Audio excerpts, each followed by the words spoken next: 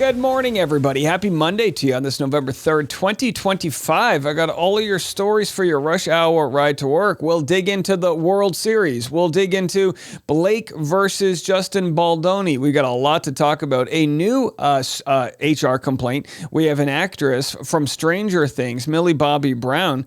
We're finding out now she actually made accusations about an actor before her final season of Stranger Things. I'll share what that was. And then an update from the Clayton Echard files as the Justice for Clayton community prepares for what hopefully is a court date this Wednesday. Will I be there in San Francisco?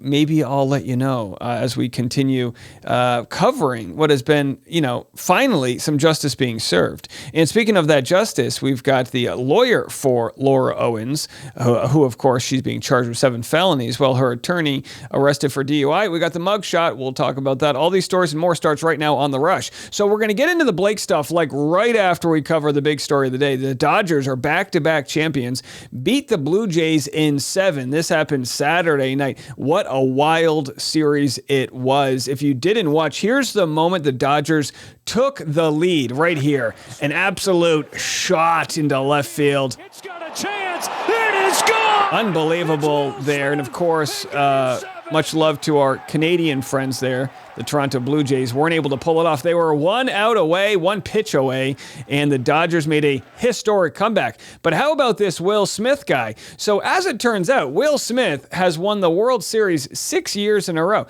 Now, I feel like these are different Will Smiths, but either way, it's a common name, so what can you do? Either way, congratulations to the LA Dodgers right there. Also, sad news, billionaire Dwayne Roberts, who invented the frozen burrito, dead at 88. Can you believe the guy who invented a frozen burrito made it to 88? Either way, good for him. And on behalf of Dwayne Roberts, let's all go microwave a burrito. It'll be boiling hot and frozen at the same time. Either way, what an invention, right? For, hit the bong for all of my stoners out there in support of the creator of the frozen burrito. All right, let's go to this Blake Lively story. This is interesting stuff. So we covered this on Friday, kind of came out last minute on Halloween. Justin Baldoni misses deadline to revive $400 million lawsuit against Blake Lively. So I don't know who first broke the story, and that's the problem with the media out there, right? Someone breaks a story and then 17 other news sites cover it, and then you have to untangle the Christmas lights. Well, this story apparently is wrong. A judge dismissed the lawsuit in June, and Baldoni and his fellow producers behind It Ends With Us never filed an amended complaint or appeal, leading to a final judgment closing the case on Friday. So there was this idea case closed, and of course, Baldoni's on the receiving end of Blake Lively's lawsuit, and then he had his own lawsuit against her for $400 million, which was essentially thrown out by the judge, right? And he's going to have a chance to appeal that. People thought he was going to appeal it because of some of the, things that he did leading up to this moment, preserving certain, arguments by not talking too much to the press and things like that, right? Not a lawyer, although we will hear from one. So this was kind of the story that circulated over the weekend. And when you just look at this in the press, you see a happy-go-lucky Blake Lively, and then you see sort of an angry, disheveled actor, Justin Baldoni, which I don't think that properly illustrates what's going on with the case.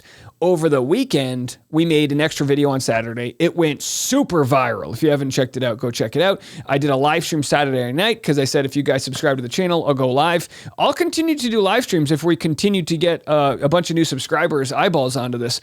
Either way, fascinating update over the weekend was that a man was deposed, again, all of the different depositions coming in, and Jennifer Abel, who is basically the PR person for Baldoni, was able to reveal that Blake Lively is the one who was in cahoots with Stephanie Jones. We already knew this, but it was revealed through a deposition of Stephanie Jones, who is Stephanie Jones, like a chief of staff. They said, no, like we contacted Blake Lively. We got her all of this information, the private text messages, and of course that led to Blake's sham subpoena. So it's by no means over.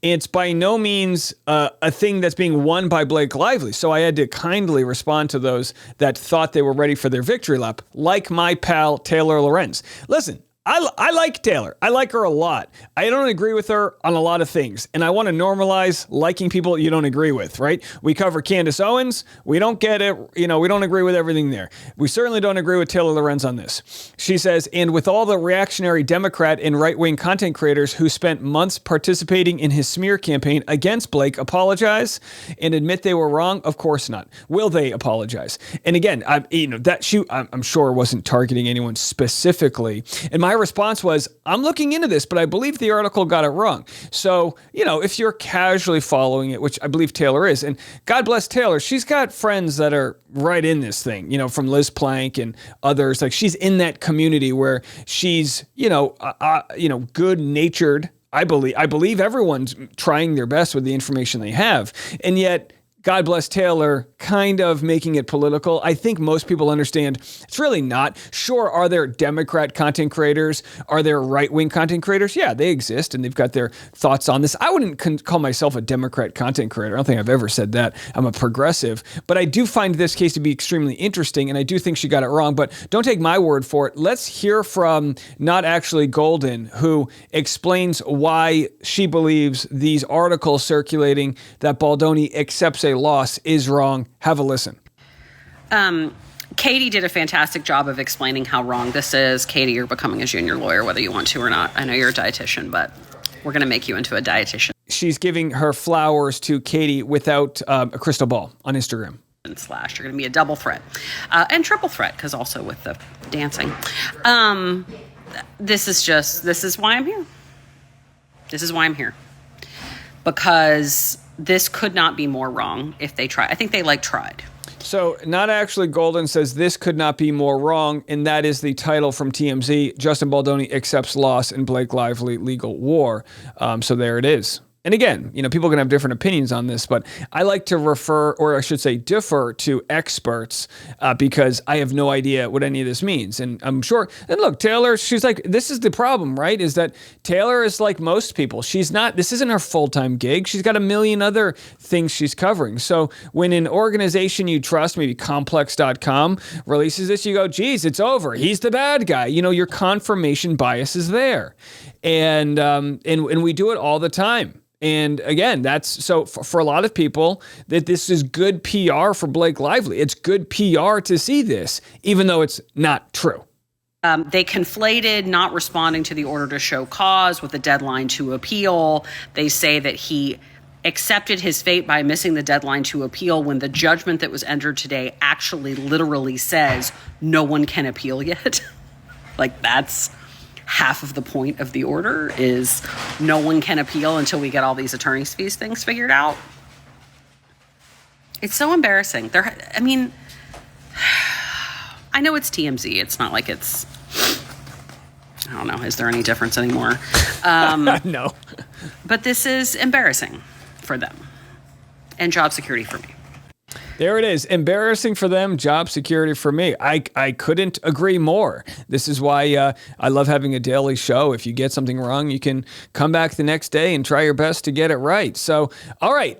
Now, this is where we stand right now. Also, over the weekend, Blake Lively tried to sanction more people. So there's a lot going on there. We're going to have updates this afternoon. But the next story I want to get to is Millie Bobby Brown filing a bullying and harassment complaint against David Harbour before shooting the last season of Stranger Things. This may be something what Blake Lively was intending to do, but actually have more merit. We'll get into this story next. Today's episode is sponsored by Veracity, an all-natural way to slim down, get energized, and sharpen your focus. Veracity is tackling the root cause of so many issues, metabolism. With Veracity's drug-free, clinically proven, and doctor-formulated solutions, you can support your body's needs to live your healthiest life. Try Metabolism Ignite, the #1 doctor-recommended GLP-1 booster and GLP-1 alternative. No side effects or allergens. Metabolism Ignite is a natural, safe, plant-based aid that results in an 85% reduction in hunger and is clinically proven to lose, on average, 9 pounds pounds in 90 days. So what's in Veracity? It's a unique blend of lemon, verbena, and hibiscus extracts, green coffee bean extract, and magnesium. Veracity is safe to take along with GLP-1 medications to aid in boosting your metabolism and appetite control. Head to veracityselfcare.com and use code RUSHHOUR for up to 45% off your order. Once again, that's veracityselfcare.com for up to 40% off, and make sure you use my promo code RUSHHOUR so they know I sent you. Veracity doesn't just offer a quick fix for fatigue or weight gain. The products actually help you maintain a healthier lifestyle. It's the best kind of self-care. Millie Bobby Brown filed a harassment and bullying claim before they started shooting the last season. There were pages and pages of accusations. Daily Mail reveals the latest bombshell claims facing Lily Allen's estranged husband, David Harbour.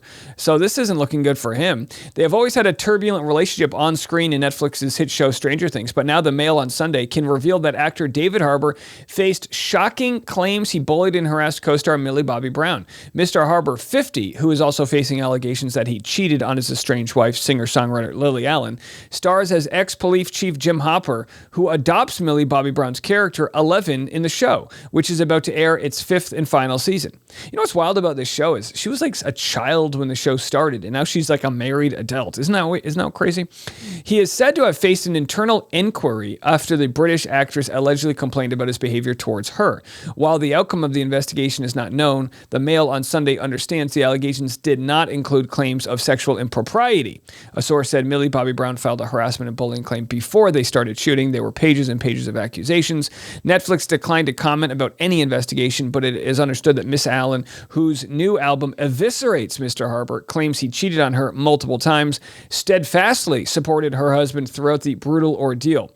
A source said Lily supported him throughout it all. It was a brutal time. Millie has a personal representative with her on set while filming the final series, which will start airing in the UK and US later this month and is destined to be one of Netflix's most watched shows ever. So I don't know if there's any truth to this story, but it's pretty wild. You know, it's one of the biggest shows out there. Millie went from an unknown teen into a global superstar worth a reported $50 million thanks to the series, which started airing in 2016. The series helped transform Netflix from a video rental service into one of the biggest studios in Hollywood. Netflix will never comment on an internal investigation, but the fact they've not denied it speaks volumes. Stranger Things helped put Netflix on the map. Millions of fans around the world have been anticipating the finale. No one wants anything to take attention away from that. So yeah, what the bullying is all about, if you know it's one of those things that wanted to work out privately, then I have no idea. If there's any merit to it, but we'll give any updates if they come. You know, when you're not a good person, things have a way of working themselves out onto the surface. And just to go back to Blake Lively real quick, and then we'll move on. Here's Leighton Meester. I'm just going to share the first few seconds of this interview. She was asked if she still stays in touch with people that she has worked with. Yeah. Oh my God, that's so I funny. keep in touch with quite a few people. And then I'll see other people from time to time, but not like as regularly. But not everybody. I feel like the guy that created it. And then they laugh, and one of the girls moves on, and she laughs. So she says, I keep up with everyone. And then the other person goes, but not everybody. And again, she was rumored to have been feuding with Blake Lively on the set of Gossip Girl. But again, if you've ever watched the show, it's a bunch of early 20-somethings people pretending to be teenagers. I'm sure they're all fighting. And speaking of fighting, boy, we've got some fighting, I guess, going on between Laura Owen's attorney and maybe Scottsdale police. Maybe, I don't know, maybe they weren't fighting. Let's have a look. Seeking justice for all victims of Laura Owens on Twitter at Clayton's Justice posted this. Karma works in mysterious ways. On the same day that Gingerbread, David Gingras, con artist Laura Owens' loser lawyer, posts another unhinged, pointless blog, his fourth mugshot is revealed.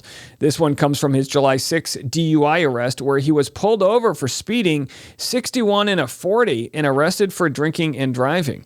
So, I mean, to be quite honest, just to be fair, it's a pretty good mugshot. Like, he's not a bad looking guy, right? It's the lighting's not great and the quality's not good, but symmetrically speaking, you know, a man of his age, hair's on point. If the guy could just clean up his, the things that, are slowing down his ship of progress here, namely, I guess in this case, alcohol, maybe he'd be a happier person. From the police report, it should be noted that David told me several times throughout this investigation that he was redacted. However, he never requested to speak with a lawyer. So I wonder what was supposed to say that he was a redacted. Yeah, what do you guys think that means? What was redacted? I have no idea. Seeking justice for all victims of Laura Owens says, David, I thought you never lie. David initially stated he had no alcohol that day, and then he proceeds to have a blood alcohol level of 0.111 and then a second one of 0.112. Don't you hate it when you think you got the wrong blood alcohol test and then they test you again and you're getting drunker? So either way, there it is, 0.112 is a far cry above a 0.08. It's probably a shot or two more than that. I guess it depends on your body type, how you metabolize alcohol, and all of that. But either way, wild stuff indeed. So folks shared his mug shots, although one of these might be a driver's license, I'm not sure. But he's got a handful of mug shots from all of the different ages. My comment to that said, he's like Breakfast Club, but if he played every character, which by the way is a perfect Reddit comment, because you've got the jock, you've got like the Hot Topics guy, you've really got it all. Well, it wouldn't be an episode of the Rush Hour podcast if we didn't give you a quick update on the world, government, and how it all affects us. Right now, big issues going on with those trying to receive SNAP benefits. Well, Trump was slammed for a lavish Gatsby-themed Halloween party as vital food funding lapses for millions of Americans.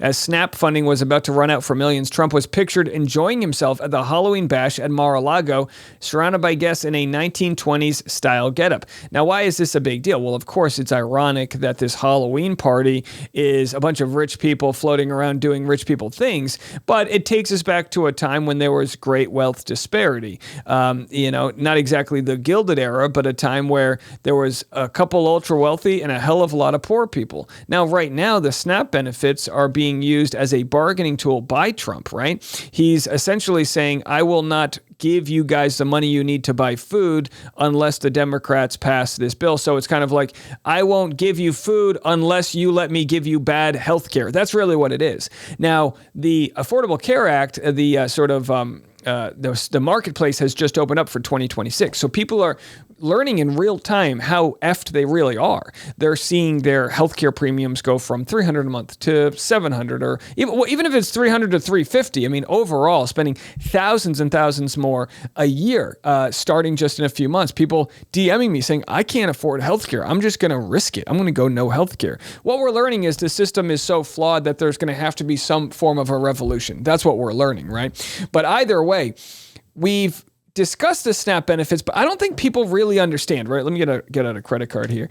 So basically, the way an EBT card works, if you've never used one, right, is it's like a credit card. It's like, it's not food stamps the way it used to be where you have to like literally peel off it. No, it's like a credit card, and every month it's reloaded with money on it. The average person gets $6 a day. That's what the average person gets for their SNAP benefits. And a lot of people are so broke that, come the 29th or 30th of the month, they're done. They're waiting for that thing to recharge. Listen, I've been there. I've been there before, where you're either on unemployment or during the pandemic when I lost my job, and you're just like literally waiting for money to come in so that you can make your payments and do the things you need to do. And these people, they're broke as hell for the most part, and they were already living like sort of just like desperate to get a little help, just to keep them moving and keep their family fed, and to think that they're having this lavish party while so many people are suffering. 1 in 8 Americans. And mainly, a slight majority of those are Republicans or in Republican states. So it's not a left versus right issue. It's a top versus down issue. It's an issue where the ultra wealthy, for the most part, can't even begin to understand what it's like to not have food in your stomach, and to think that you're trying to provide for your family, and your family, your kids don't understand, right? They don't understand why there might not be food on the table, or whatnot. And it's horrible. And 2 different judges ruled that you need to extend the SNAP benefits. So the money already is there, right? Even though the government is not funded right now, the money is there. It's in an account. It is there. The Department of Agriculture releases it to the states, and they disperse it into these into these debit cards. So the money is there. And during a government shutdown, that's the money's supposed to be used. It's supposed to be dispersed. He's specifically holding it as a pain point to get the government opened back up. But again, Democrats don't want to open the government back up because the new bill will get rid of those subsidies that are making healthcare even slightly affordable. So we'll have to see how this all plays out. Polls are in though, and the majority of people are blaming the Republican leadership on this one because they control all the different branches of government, really. So Democrats are playing the only card they have, and I think they should play this card throughout the rest of the year. I truly do. But we'll have to see. And it's causing a lot of people to come together, as we shared, coffee shops and food banks and pantries and National Guard being deployed in different states, all to make sure food gets into the hands of people that need it while we go through this real topsy-turvy time. A pretty viral moment happened over the weekend, though. Bill Maher had Marjorie Taylor Greene on his show, and she discusses the fact that the Republicans admit they have no health care plan. Have a listen. I would love to know what the Republicans really want to do about health care, which is the premiums are going to go up tomorrow. Me too. I'm waiting for the plan. I haven't seen it yet. That's been a lot of my angst. So a lot of the things I say are against my own party, but they're mainly my frustrations in Congress. Like, I get if you're a Republican or whatever, but how can you continue supporting a party that has no plan? So maybe the Democrat plans are failing. Maybe Obamacare didn't live up to what it needed to be. But Trump has said literally for going on a decade now, I've got concepts of a plan. In 2 weeks, we have a plan coming out. I'm going to share with you guys the best plan. It's going to be... And then at one point he has, think of all of the creative tomfoolery he has done to receive $1 billion plane from Qatar. You might say, well, it's only $400 million. Well, when we have to retrofit it for Air Force One, it's $1 billion. When you think about all of the billions he received in these crypto schemes and he's blowing boats out of the water in Venezuela, clearly he's got a very creative way of thinking with his Trump 2028 merch hats. And yet all of that creativity, and he hasn't been able to think outside the box to get everybody a healthcare plan that we can afford. I believe that Congress should be solving a lot of these problems. However, Congress is not solving these problems. And I have Republican leadership. Looking at Obamacare, it was passed in 2010. It went into place in 2014, and premiums have skyrocketed ever since. It was good for some that couldn't afford health insurance or couldn't get health insurance. So she goes on to say it was good for some and bad for others. But, this idea that we pay into these insurance companies, and if you have any sort of issue, some issue that you already had, they could deny you. And Obamacare helped make it so that they couldn't deny you. And if that raised money for everybody else, it just goes to show, what are you supposed to do? Let people die on the streets? We're the wealthiest country in the world. We should not be dealing with this. Why is it cheaper for me to buy a doctor than it is to buy health insurance? I could literally, if 10 of us came together and all said, you know what, rather than all of us spend $3,000 a month on healthcare, why don't we just give a doctor $30,000 and he can live on our cul-de-sac? We'll get him a nice house and he can be our little cul-de-sac doctor. That's insanity. Now, of course, that it's not as easy as that, but that's insanity. And through these health insurance programs, we think we need them because they pay into they are lobbying to make it so that things don't change, right? And it is a non-negotiable for me that if you want my endorsement moving forward, you have to be for universal health care. Period. You have to not take money from dark money from all the different lobbyist groups because they don't have our best interest. We can figure this out. We can have a surge of new people studying medicine through subsidies, relieving their student loan debt, get more doctors out there. We can build this infrastructure up. The money is there. We don't need the insurance companies skimming off of it like the mob men. So, she's almost there, right? She's unwilling to fully twist the knife and criticize the scam artists that continue to dangle a carrot at the end of the stick saying, next week, we're going to do it. Because what are they telling you right now? Mike Johnson, he's saying, let's open the government back up and then we'll talk. And then you got a bunch of broke ass bitches, respectively, the middle class saying, you know what? Fucking burn it all down. Just burn it all down. The hell do I care? You know what I mean? I can't afford any of it. It's like you're playing Monopoly and you've already run out of money. You're like, I'm just going to print my own. Who the fuck cares? That's how people feel. All while those that are shutting the government down and dodging town halls All of them have health insurance. You want to provide me health insurance? I don't think you should get it until we have it.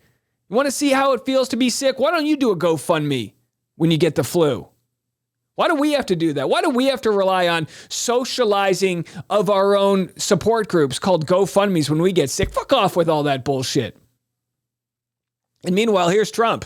The White House did not disclose several donors to the ballroom who have business before Trump. So the TikTok investor BlackRock, which is not a fun company, and all these others. So yeah, you just get to see. You want to be in the cool person group. You need to be private donors. Hey, we're gonna accept private donations. Cool. Good. It's a real house for the people. All right. Well, there it is. There's my rant for the day. You heard it here first. We'll be back this afternoon. We're here twice a day, every day. Pop culture, politics, everything in between. We'll see you then. I'm Dave. This is The Rush.